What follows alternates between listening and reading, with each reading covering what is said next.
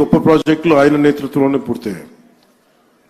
Shri Gadkari ji is therefore seen as a symbol of India's infrastructure renaissance and is rightly known as the highwayman of India. మన రాష్ట్రం కూడా అభివృద్ధి దిశగా పరుగులు పెడుతోంది.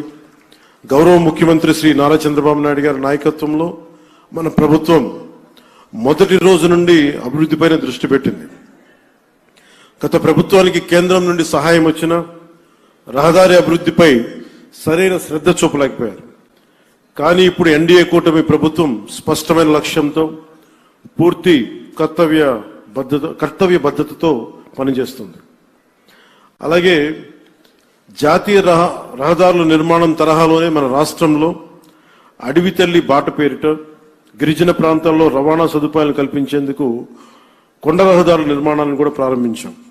దీనికి మనందరం కూడా చాలా మనస్ఫూర్తిగా ప్రధానమంత్రి గారికి కృతజ్ఞతలు చెప్పుకోవాలి. పిఎం జన్మన్ ప్రధానమంత్రి జనజాతి ఆదివాసీ న్యాయ మహా అభియాన్ కింద అది ఓట్లు పడే దారులు కాదు, 1,00,000 మందికో 25,000 మందికో ఉపయోగపడే రోడ్లు కాదు. కానీ అభివృద్ధి పథంలో అందరూ బాగుండాలి, అందరూ దీంట్లో భాగస్వామ్యం తీసుకోవాలి అనే ఒక సదుద్దేశంతో ఈ పిఎం జన్మన్ కింద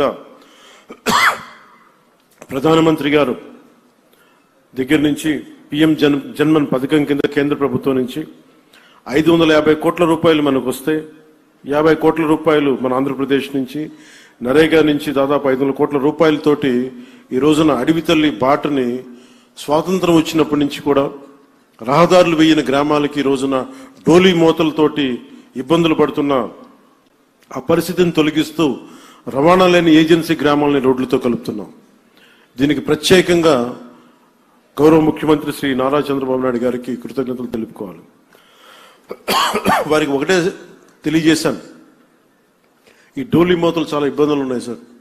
కనీసం మనకున్న ఈ ఆర్థిక ఇబ్బందుల్లో కనీసం మీరు ఒక 50 కోట్లు కానీ రిలీజ్ చేయగలిగితే కనీసం కొన్ని గ్రామాలకైనా మనం చేయొచ్చు అంటే చాలా పెద్ద మనసుతోటి ఆ రోజున ఆయన ఆ 50 కోట్లు విడుదల ఈ రోజున దాదాపు మనం 1000 కోట్లుకి రోడ్లు వేయగలిగే స్థాయిలో ఉన్నాం. అందుకే మనస్ఫూర్తిగా మన ముఖ్యమంత్రి గారికి నా ధన్యవాదాలు తెలుపుతా ఉన్నాను. అలాగే ఇప్పుడు మనం ఈ రహదారులు కేవలం ప్రయాణ సౌలభ్యం కోసం మాత్రమే కాకుండా ఎకో టూరిజం అభివృద్ధికి, యువతకి ఉపాధి అవకాశాలకి మార్గం వేస్తున్నాయి. ప్రకృతి సౌందర్యాన్ని కాపాడుతూ నిర్మించిన ఈ మార్గాలు మన రాష్ట్ర అభివృద్ధికి గర్వకారణంగా నిలుస్తున్నాయి. ప్రాజెక్టులు పర్యావరణ సమతుల్యతకు భంగం కలగకుండా ముందుకు సాగేందుకు అటవీ అనుమతులతోనే అత్యంత జాగ్రత్తతో ప్రణాళికలు రూపొందిస్తూ కొనసాగిస్తున్నాం. మోదీ గారి దృష్టి, గడ్కరీ గారి కృషి, గౌరవ ముఖ్యమంత్రి చంద్రబాబు గారి సంకల్పంతో ఈ ముగ్గురి నేతృత్వంలో మన రాష్ట్రం, మన దేశం అన్ని రంగాల్లో పరిగెడుతుంది. అభివృద్ధిపై ప్రతి ఒక్కరు కూడా ఈ భాగస్వామ్యంలో మీరు చేరాలి, అన్ని ప్రాంతాలు అభివృద్ధి చెందాలనేదే మన లక్ష్యం. ఈ మంచి రోడ్ల వల్ల సరికొత్త పరిశ్రమలు, ఉత్పత్తి యూనిట్లు, IT industry, electronic, logistic hubs, food processing parks రాష్ట్రంలోకి వస్తాయి.